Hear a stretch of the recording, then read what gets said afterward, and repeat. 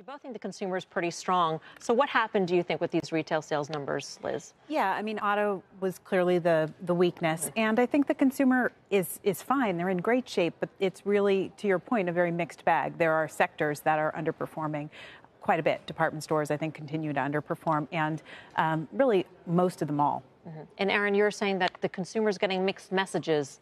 What do you mean? Exactly. So I think that right now we just have a lot of political chaos going on, and there's a lot of activity based on tweets on both sides. And the consumer is kind of mixing up that politics with the true fundamentals of where the economy is and how strong we actually are.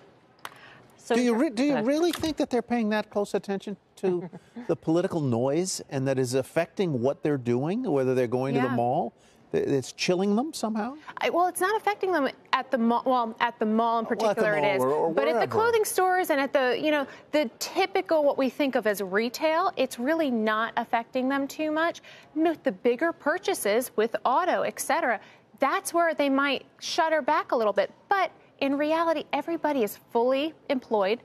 Best employment pretty much in our lifetimes, and they're still spending. So it's really a strong situation. I do think that people have just become almost addicted to chaos. Mm-hmm.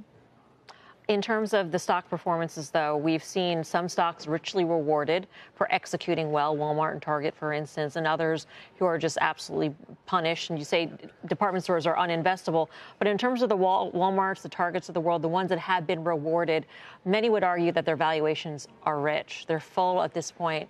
Do they deserve a higher valuation from here?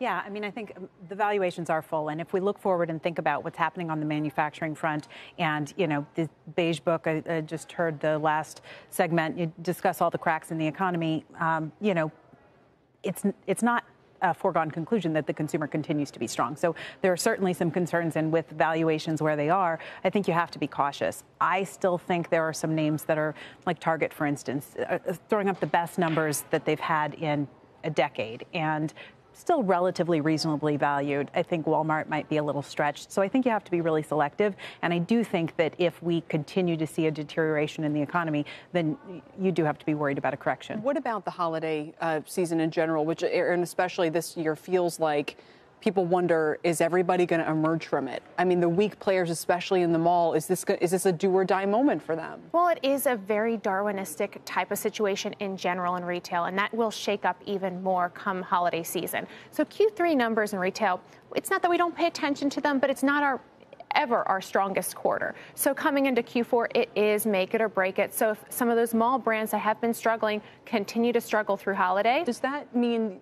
So if I'm just thinking through this, if I'm them, are they doing discounting? I mean, how is that going to ripple through the sector for players if it's a Gap or whomever, some of the teen brands that we know? Look, Forever 21 just filed for bankruptcy. So what, as each of these players try to hang on, what impact is that going to have on everybody else? Well, I think that the traffic is just down. It's not even, sometimes they're offering discounts, sometimes they're playing to the dollar, and people still are just not frequenting them in their spaces. They're going automatically to Amazon, to Walmart, to Target, to the big players that are really winning in this type of situation.